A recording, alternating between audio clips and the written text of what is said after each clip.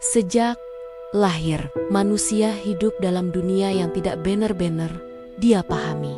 Dia melihat, mendengar, merasakan, namun tidak semua yang terlihat adalah kenyataan. Dalam kebingungan ini, terdorong oleh ketidakpastian, manusia membangun sebuah benteng pertahanan yang paling megah sekaligus paling rapuh, ilusi kendali. Dia percaya bahwa dia memegang kendali penuh atas hidupnya. Dia menyusun rencana-rencana besar, membangun istana mimpi di atas kertas, dan menetapkan tujuan yang seolah tak bisa diganggu-gugat. Ego membisikkan bahwa dia adalah sang sutradara, arsitek dari takdirnya sendiri, membuatnya merasa paling benar, paling kuat, dan paling tahu segalanya. Dia yakin bisa mengatur setiap adegan dalam drama kehidupannya, setiap langkah, setiap napas.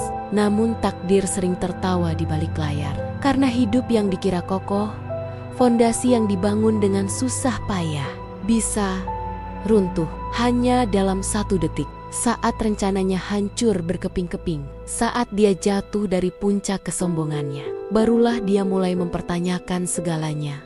Setelah jatuh dari puncak kesombongannya, manusia tidak lantas menyerah. Dia bangkit, bukan dengan kerendahan hati, tapi dengan ambisi baru yang lebih menyesatkan. Dia berkata pada dirinya sendiri, "Aku gagal karena aku belum cukup punya." Maka dimulailah perburuan berikutnya.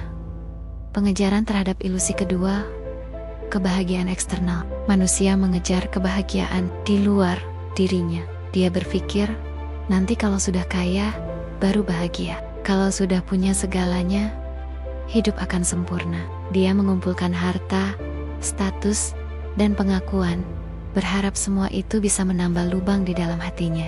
Namun, ketika semuanya didapatkan, ketika dia berdiri di puncak kemewahan, dia sadar hatinya tetap kosong. Pesta paling meriah terasa sunyi, istana termegah terasa seperti penjara. Kebahagiaan yang dia kira ada di puncak gunung emas, ternyata tidak pernah ada di sana. Dalam kesunyiannya, dia menemukan musuh yang lebih mengerikan dari kegagalan. Ilusi terbesar berikutnya adalah waktu. Manusia berpikir hidup ini panjang. Dia menunda berubah, menunda berbuat baik, menunda bahagia, menunda hidup. Besok, katanya.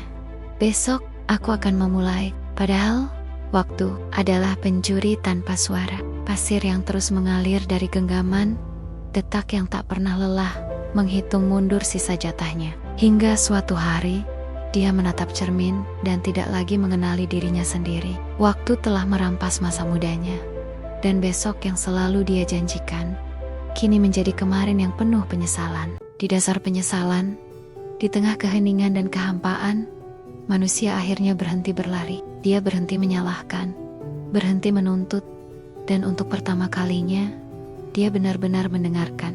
Dan di sanalah benih pencerahan mulai tumbuh. Dia sadar, hidup ini bukan tentang mengendalikan segalanya, tapi tentang menari bersama ketidakpastian. Kekuatan sejati bukanlah tidak pernah jatuh, tapi keberanian untuk bangkit setiap kali kau terjatuh. Bangkitlah, lepaskan genggamanmu pada masa lalu yang menyakitkan, dan kekhawatiran akan masa depan yang belum tentu terjadi. Hari ini adalah hadiah. Inilah satu-satunya waktu yang kau miliki. Kebahagiaan sejati tidak ditemukan di puncak gunung emas atau di pengakuan orang lain. Ia bersembunyi di hal-hal sederhana, secangkir kopi di pagi hari, tawa orang terkasih, rasa syukur saat membuka mata. Itu ada di dalam dirimu. Selama ini menunggumu untuk pulang.